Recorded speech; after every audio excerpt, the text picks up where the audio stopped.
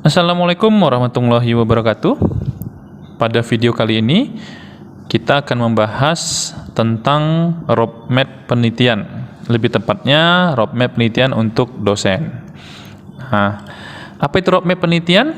Roadmap penelitian atau peta jalan penelitian dapat diartikan sebagai susunan kegiatan penelitian dari awal sampai ke akhir dengan sifat fleksibel, di mana bisa diubah atau dikembangkan agar sesuai dengan perkembangan zaman. Jalannya roadmap ini sendiri bisa singkat, namun bisa juga terlalu cukup panjang, makan waktu sampai beberapa tahun, biasanya 5 sampai 20 tahun, bahkan mungkin lebih. Nah, hal ini disebabkan karena roadmap penelitian ini itu untuk menentukan arah penelitian seorang dosen. Kemudian juga jangan lupa roadmap penelitian ini harus disesuaikan dengan skala prioritas dari institusinya di mana tempat dosen tersebut bertugas. Kenapa hal tersebut dilakukan? Supaya bisa terarah, bisa menjadi satu kesatuan untuk kepentingan pribadi dosen dan juga untuk kepentingan lembaga.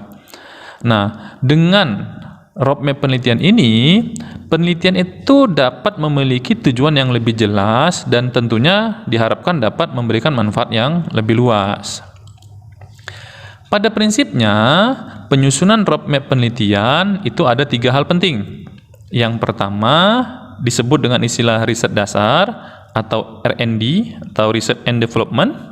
Kemudian riset terapan atau teknologi. Lalu ada riset pengembangan yang nanti sifatnya adalah produk. Dan di dalam kelembagaan ada satu lagi namanya market. Roadmap penelitian tidak hanya menyangkut proses atau tahapan penelitian saja, akan tetapi juga mencakup waktu dari pelaksanaannya dan juga pengembangannya, bahkan juga target luarannya. Sehingga akan lebih baik jika roadmap ini dibuat dalam bentuk grafik, ya, dalam sumbu X dan sumbu Y, di mana sumbu X itu adalah waktu dan sumbu Y adalah kegiatannya. Namun tidak menjadi satu yang wajib, ya. Oke. Nah, yang berikutnya harus dipahami bahwa roadmap penelitian ini tentunya nanti ada 3 bagian, ya. Jadi dosen itu dapat dibagi menjadi 3. Yang pertama adalah dosen yang telah lama mengabdi, dosen yang telah lama memiliki penelitian-penelitian. Nah, jadi tinggal kita susun menjadi sebuah roadmap penelitian yang baik.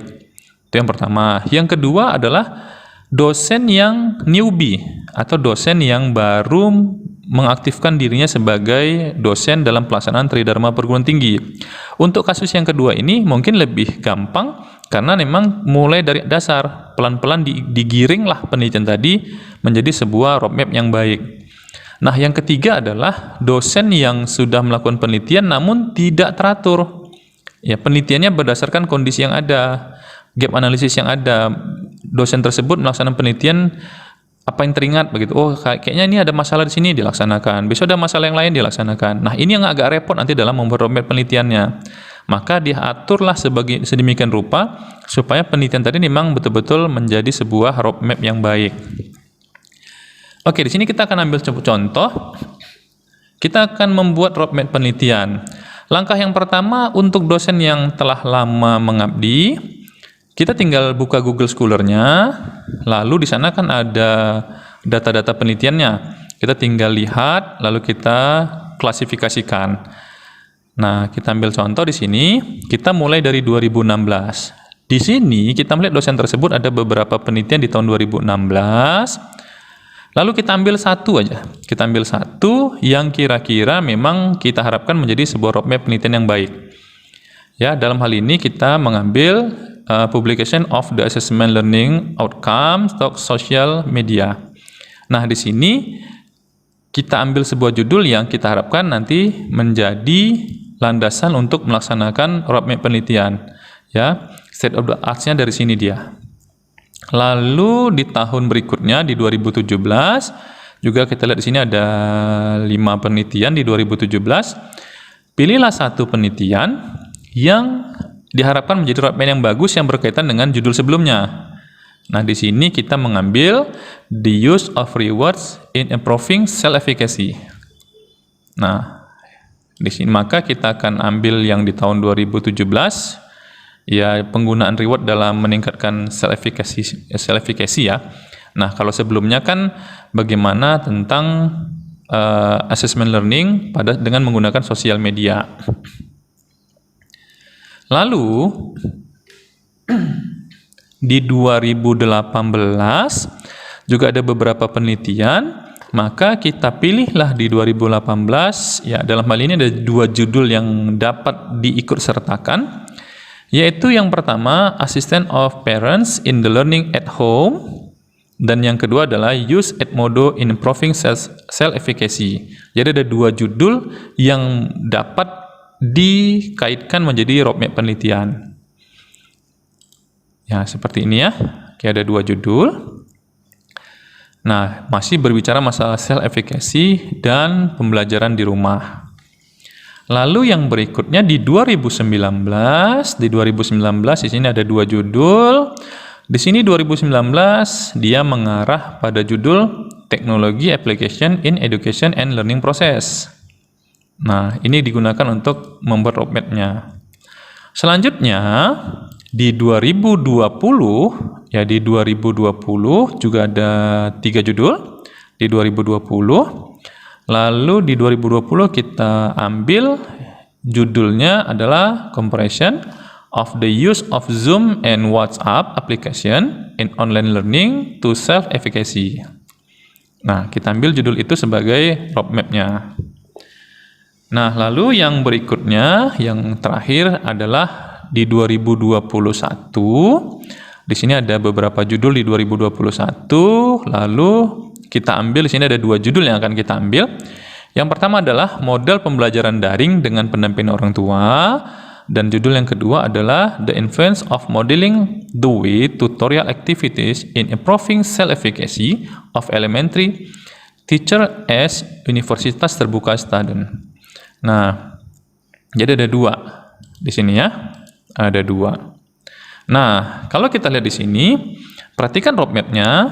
Secara khusus, roadmap-nya itu sebenarnya kalau kita perhatikan, intinya adalah tentang pembelajaran pendampingan orang tua, ya, dan menggunakan teknologi. Kalau kita di sini adalah sosial media sebagai assessment-nya, kemudian di sini reward sebagai motivasinya.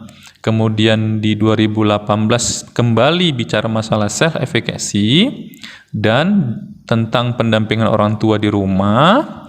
Lalu di 2019 mulai berbicara masalah teknologi aplikasinya dalam pendidikan dan proses penilaian. Lalu di 2020 kembali bicara masalah teknologi Zoom dan WhatsApp di dalam pendidikan online atau pembelajaran online yang berkaitan dengan self-efficacy juga. Nah, di 2021 mulailah membuat sebuah model pembelajaran. Ya, tentunya di sini pembelajaran daring dengan pendampingan orang tua. Selain itu juga di 2021 sudah juga berbicara masalah self-efficacy untuk mahasiswa universitas terbuka. Nah, dari sini kita bisa melihat ada sebuah keteraturan di dalam penelitian. Nah, sebaiknya kita juga sudah mulai merancang untuk penelitian ke depan, sehingga penelitian itu lebih teratur kembali. Dalam hal ini direncanakan di 2022, penelitian adalah implementasi model pembelajaran daring dengan pendampingan orang tua dalam meningkatkan self-efficacy. Nah, di beberapa penelitian sebelumnya, self-efficacy cukup dibahas. Jadi 2017, 2018, 2020, 2021. Nah, di 2022 kembali diceritakan self-efficacy tentang pembelajaran daring yang sudah dikembangkan di 2021. Bahkan sebaiknya juga di 2023 sudah punya rencana penelitian. Nah, kali ini rencananya adalah implementasi modeling Dewey dalam meningkatkan self-efficacy guru pasca pandemi COVID-19. Nah, jadi ini juga berkaitan dengan penelitian-penelitian sebelumnya. Apa itu? Yaitu berbicara tentang self-efficacy. Jadi dia teratur dia. Nah, bagaimana kalau seandainya penelitian itu tidak jadi dilaksanakan? Itu lain cerita, gitu. Kita kan boleh merencanakan masalah nanti terjadi kendala atau terjadi perpindahan judul penelitian atau metode apa yang akan diteliti itu nanti. Jangan dibayang-bayangkan terlalu dalam. Yang penting kita punya rencana dulu yang sesuai dengan alur yang baik, begitu dulu. Oke. Nah, di sini kita lihat mulai dari 2016 sampai 2023 dia teratur arahnya bicara masalah self efficacy dan pembelajaran daring dan juga pembelajaran yang berbantuan dengan orang tua. Itu selalu dikaitkan di sini. Oke, sampai sini bisa dipahami ya teman-teman sekalian. Artinya kita sudah mulai merancang untuk roadmap penelitian. Nah, kalau kita berbicara tadi sepintas tentang roadmap penelitian, secara perorangan atau kelembagaan, maka nanti ada 3 atau 4 hal yang dibahas. Kenapa 3 atau 4 hal? Bicara masalah per individu, maka penelitian kita itu harus dikaitkan dengan R&D, Research and Development, kemudian bicara masalah teknologi, kemudian masalah produk.